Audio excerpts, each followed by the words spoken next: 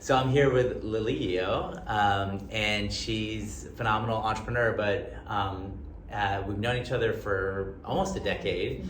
But I just learned that you grew up in Lads Edition, which is where we've lived for 22 years, and both our girls went to Abernethy and Hosford, and then you graduated from Cleveland High School, where our oldest did, and so that was a small world. But now you're running Goumi Kids. So talk to us a little bit. It's like awesome that it's a Portland company. I don't think a lot of people know that it's based here. For sure. It started I guess we're now entering into year 15. Wow. I know, Yeah. crazy. It started when I became a new mom, and recognizing that I was woefully fit for early motherhood because I was doing regression analysis on my kids' sleep patterns, and the pediatrician was like, "Ma'am, we need to find you other outlets." Yeah, that's a problem. I'm like, "It's not working. It's not." So, and oftentimes I think that the things that we're meant to do find us more than we find it. Right. And that was definitely what happened with Goumi. I was at home trying to figure out early momhood, and my friend from Cleveland High School met up with me in maternity leave, and she saw my baby with rubber bands on her wrists. She's like, "What's going on there?" And I said, these things were actually really helpful. I just don't know whether they're just signs of poorly. And we parents spend way too much time researching what we should do for our kids, buy for our kids, not recognizing we're going to create all this waste for them that they're going to inherit. Seems the antithesis of what our hope was. She's like, "I have an idea for that. In fact, I have a bunch of ideas for baby products. I just don't know how to bring it to market." I'm like, that's what I do for a living, right? Right, because you were at Nike before. I was at Nike, I was at Ziva, yeah. And I even spent a little time in Vancouver at HP, part of their 12-person research team for all of North America consumer business to understand how to spend money better, marketing money better. And so you had like these higher end bamboo fabrics that were baby, and also like your first product was so babies wouldn't scratch themselves, right? Okay. Totally. We started out with just one product, 12 colors, one size. People were laughing at us when we started. But yeah, it was just to make sure that babies who have poor motor control, who tend to scratch themselves, how to avoid that. And we did the due diligence of the right fabric material to use that's sustainable but is breathable, because they tend to do this a lot.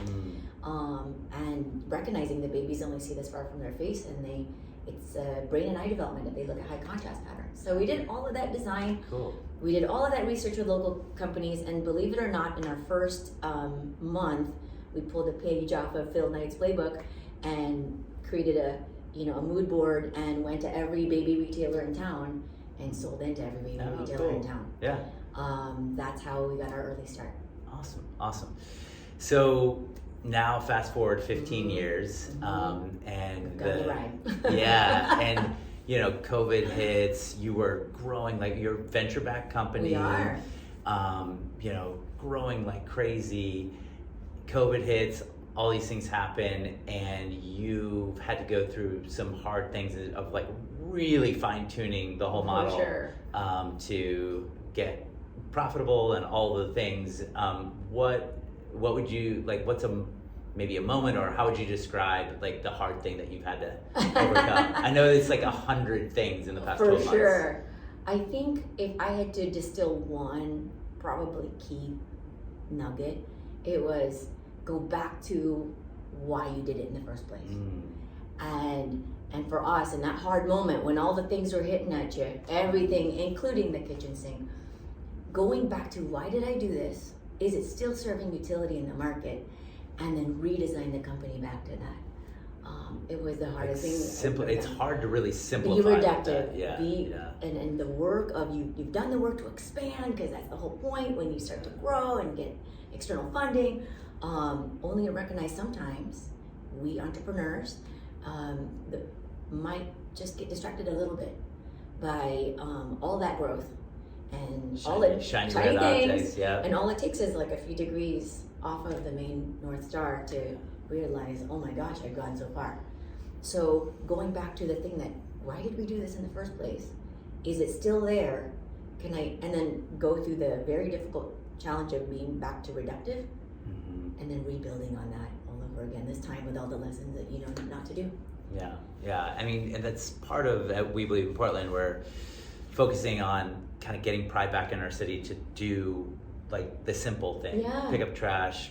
Maybe the next issue to tackle a little bit is homelessness, even though that's a pretty complex issue. But anyway, that's a really cool, there's not many growth-minded entrepreneurs like you and me have to do that in such a huge way to like skinny back from, you said you had over 1,000 SKUs, 3,000 SKUs, and now you're like down to a couple 400. Yeah, so that's it's like I got really skinny real quickly. Yeah. So Ryan, one little known fact, I didn't know this until recently. Someone mentioned to me, hey, did you know a normal Costco carries around 3,300 SKUs in their store?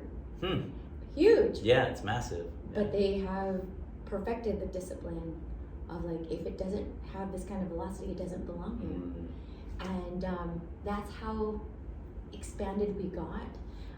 And to recognize, and even some of our number one channel today only needs 80 to do the job.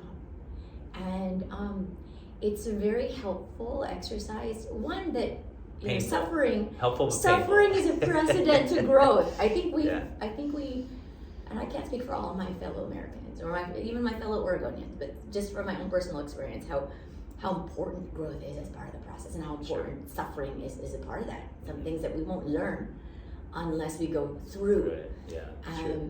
But having the courage to wake up every day to do it and actually see that, like, wow, there was the thing that I knew, even if I just had like the smallest visibility that there was something to save, to fight for that every day, and not to look back 18 months later to say, yeah, it really was, it was worth it, and to recognize the true partners that are with you. They're the right partners. There is nothing you can't tackle after that. That's awesome. I love it. Well, we always do this lightning round. Top 2 or 3 favorite things to do in Portland, or like specific places to go for you or your family. Favorite places to go.